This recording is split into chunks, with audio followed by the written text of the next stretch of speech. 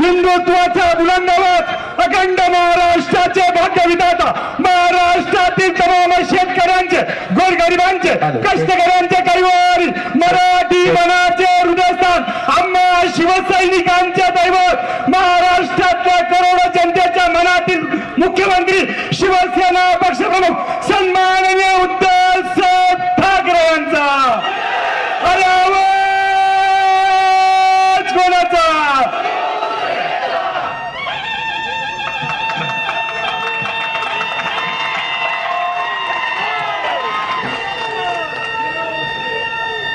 आजच्या या कौटुंबिक संवाद कार्यक्रमाच्या निमित्ताने जमलेल्या माझ्या कुटुंबातील बांधवांनो, भगिनींनो आणि मातांनो, मी माझ्या भाषणाची सुरुवात जाहीर सभेत वेगळी करत असतो, ती तुम्हाला माहिती आहे. जमलेल्या माझ्या तमाम हिंदू बांधवांनो, भगिनींनो आणि मातांनो, पण हा कुटुंब संवाद आपला मेळावा आहे. मेळावा म्हणण्यापेक्षा कुटुंबाची भेट म्हटल्यानंतर मेळावा होतोय. काय बोलावा हा प्रश्न आहे, कारण तुमच्या स्वागताने मी भारावून गेलेलो आहे. इकडे टोप्या घालून सगळे बसलेत. मी उद्धव साहेबांसोबत. भारतीय जनता पक्षाला हेच कळत नाही की अजूनही त्यांना एवढे प्रयत्न करून सुद्धा उद्धव ठाकरे याला संपवता येत नाही. सगळ्या बाजूने घेरलं, अगदी खासदाराला फोडलं, पण त्या खासदाराला माहित नाही की तो स्वतः गद्दार झाला तरी ज्याने निवडून दिलं ते निष्ठावंत माझ्यासोबत राहिलेले आहेत.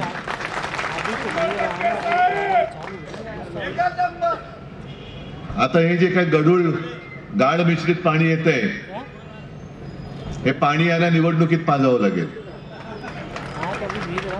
कारण एवढे पैसे दिल्यानंतर सुद्धा पैसे गेले कुठे, का यांच्या खिशामध्ये गेले, तो एक चौकशीचा विषय राहणार आहे.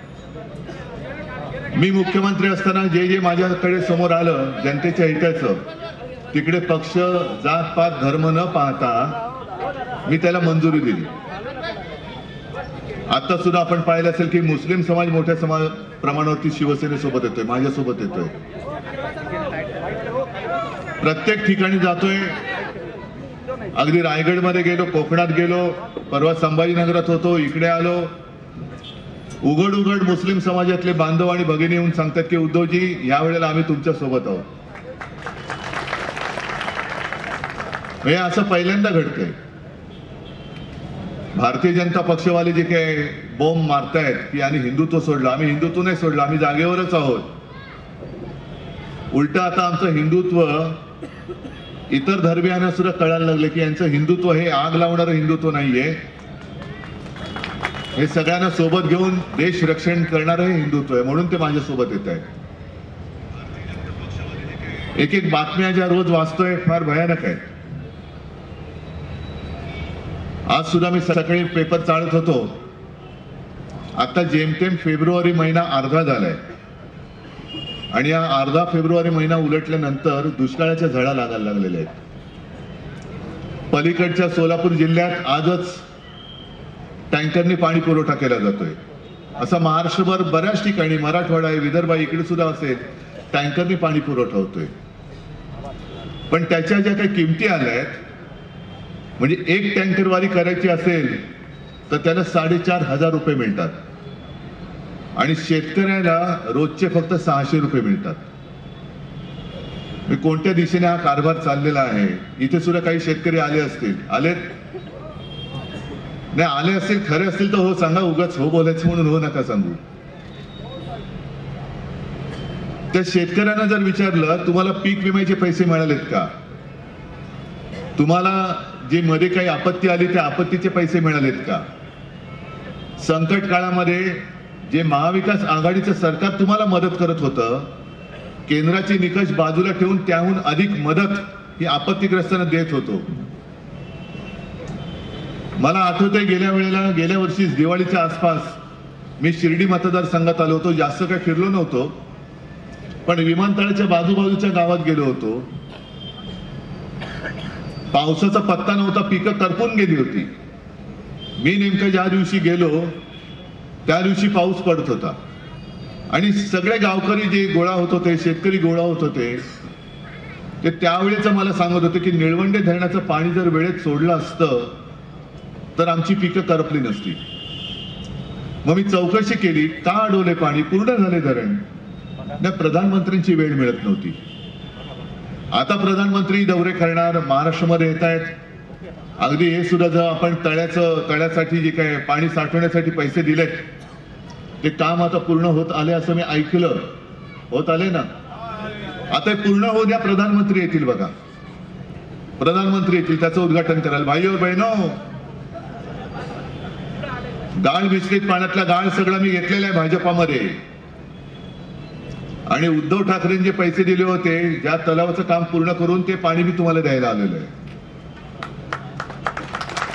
घ्या, श्रेय जरूर घ्या.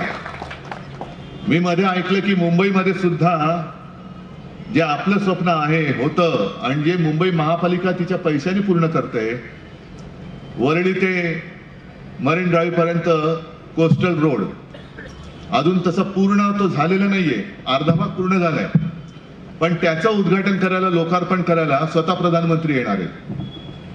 म्हटलं हरकत नाही, चांगली गोष्ट आहे. ते जे काही डंका पिटतात मोदी गॅरंटी मोदी गॅरंटी, त्यांना उद्धव गॅरंटीचं लोकार्पण करण्याची वेळ येते.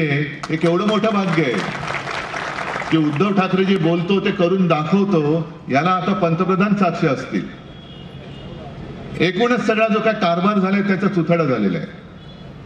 इथला सुद्धा जो काही गद्दार, ज्यांनी गद्दारी केली, खरं म्हणजे गेल्या वेळेलाच ते निवडून येणं कठीण होतं, कारण तुमच्या मनात ते नव्हते, बरोबर ना. तरी शिवसेनेने दिला म्हणून तुम्हाला जोर जबरदस्तीने का होईना पण काम करून निवडून द्यावं लागलं होतं. पण आता ते स्वतःहूनच गेलेले आहेत. आता त्यांना पुन्हा भारतीय जनता पक्षाने तिकीट देऊनच दाखवावं. माझी तर माहिती आहे की या गद्दाराला पुन्हा तिकीटच मिळणार नाही, उमेदवारीच मिळणार नाहीये. अरे मग इकडे होताच ना, होते ना माझे सगळे कार्यकर्ते, सोन्यासारखे कार्यकर्ते होते. मनात नव्हतं तरी शिवसेनेने दिला म्हणून तुला निवडून देत होते. काही नव्हता, ही शिवसेना आहे. आणि ही शिवसेना तुम्ही चोराच्या हातात देत आहेत. आणि आता सभा पण नाहीये, पण नुसतं मी येणार म्हटल्यानंतर तुम्ही एवढ्या संख्येने आलात. आणि तुमचा जो प्रतिसाद बघितल्यानंतर, संजय तुम्ही जे बोललात, बाकी कोणाची मी नावं घेत नाही इतर प्राण्यांची, पण आता इकडनं लोकसभेला आणि विधानसभेला निवडून जाईल तो केवळ शिवसेनेचा वाघच जाईल ही मला खात्री आहे. सर्वांना मी धन्यवाद देतो आणि आपली रजा घेतो. जय हिंद, जय महाराष्ट्र. धन्यवाद.